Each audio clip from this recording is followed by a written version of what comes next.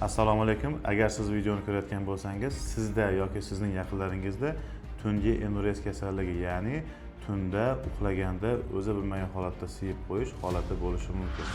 Bu kasallikni uy sharoitida davolash mumkinmi? Yoki suvni cheklash bu kasallikka davo bo'la oladimi?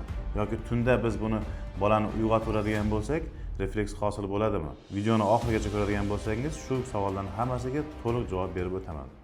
Men Inoyat Masharipov, 10 yillik tajribaga ega bo'lgan nevropatologman. 7 yildan beri tungi endurez kasalligini faol ravishda davolab kelmoqdaman. Shu vaqtgacha 2000 dan ziyod tungi endurez kasalligi bilan aziyat chekkan bolalarni davolab keldik. Endi uy sharoitida davolasa bo'ladimi? Mana ko'pchilik bizdan iltimos qiladi, imkoniyati yetmaydigan yoki vaqt tomonidan yoki shart-sharoit yoki mablag' tomonidan imkoniyatimiz yo'q, doktor bizga yordam bering, onlayn konsultatsiya qilib bering deyishadi. Masala yo'q, onlayn konsultatsiya qilamiz, lekin davolash uy sharoitida amalga oshirish imkonsiz, chunki biz apparatlar bilan davolaymiz. Endi uy sharoitida mana ko'pchilik aytadi, endi har kuni bemorlar bilan gaplashganimizdan keyin ko'pchilik aytadi, qo'y yog'i surtib qo'yish qanaqa foydali yoki qanaqadir massajlar olishadi. Har kim har xilini qiladi, davolaydi, lekin bu narsalarni effektivligi unaqa biz kutganday bo'lmaydi.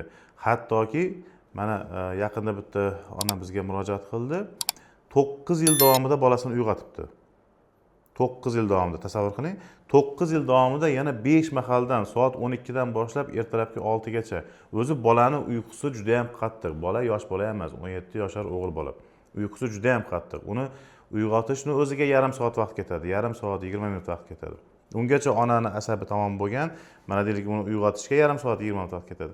Keyin uyg'otib siyib kelgandan keyin u uxlaydi. Ungacha ona uxlay olmaydi u. Ertalabgacha uyqu yo'q. Onani o'zida ham o'sha nevroz, depressiya paydo bo'lgan. Lekin bolani agar shu uyg'otmay qo'ysa, yana siyib qo'yapti. O'shaning uchun bu yerda uyg'otib turish ham bir ishonchli qilinadigan protsedura hisoblanmaydi. Va keyin mana suvni cheklash. Men hammaga aytaman, suvni cheklash bu prosta o'zimiz aldash, faqat vaqtdan yutqizish. Mana qachongacha cheklamoqchisiz?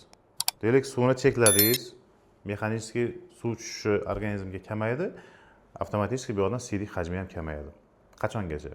Xo'p, 1 yil qildingiz, 5 yil qildingiz. Siz shunaqa qilib o'sha vaqtdan yutqizib qo'ydingiz. Bola katta bo'lib qoldi. 20 yoshga to'lib qo'ydi deylik, mana 20 yosh bo'ldi. Suvni cheklamadingiz, o'sha kun siyib turibdi. U paytgacha borgandan keyin mana bu 10 yoshdagi bizning davolash effektimiz ham unaqa bo'lmaydi. 20 yoshda o'zi qiyinlashadi, vaqt ko'p ketadi. Qiladigan ishlar ko'p bo'ladi bu yerda. Dori-darmon masalasi bo'lishi mumkin hattoki. O'shaning uchun tungi endurez kasalligini davolaganda qancha erta boshlaydigan bo'lsak, shuncha bizning effektivligimiz ham, natijadorligimiz ham shuncha yaxshi bo'ladi. Endi to'g'ri, mana endurez kasalligida juda ham dorilar ko'p. Lekin shu paytgacha afsuski to'g'ridan-to'g'ri endurez kasalligining ildiziga ta'sir qiladigan dorilar yo'q. Hamma dorilar deyarli hammasi vaqtinchalik. Masalan, qaysidir bitta dorini yozib berishadi, bolalarga ichirasiz. Vaqtincha siydik tufayligini kattalashtirib beradi. O'sha dorini ichgan kuni xuddi siymagandek hammasi yaxshilab tuyuladi, lekin ertaga dorining ta'siri ketishi bilan yana siyishni boshlaydi. Yana ayrim bir boyagi dorilar bor.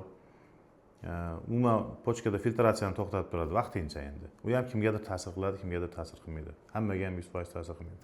Vaqtincha o'sha filtratsiyani to'xtatib turadi, siydik tufayliga siydik tushmaydi.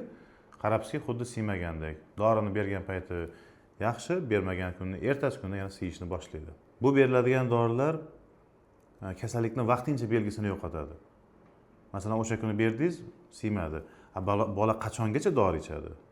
Uni jigari bor, oshqozon-ichak sistemasi bor. O'shaning uchun dorilarni berganda ham juda ham bir o'ylab, ehtiyot bo'lib berishimiz kerak. Endi asosiy savol, o'zi tungi endurez kasalligini davolasa bo'ladimi? Ha, davolasa bo'ladi. Har yerda har kim har xil davolamoqda. Kimdir gijjani sabab ko'rsatadi, gijjasini tushiradi, kimdir burnini operatsiya qildiradi, kimdir qanaqadir tochni massajlar bilan shug'ullanadi, kimdir igla terapiyalar qildiradi.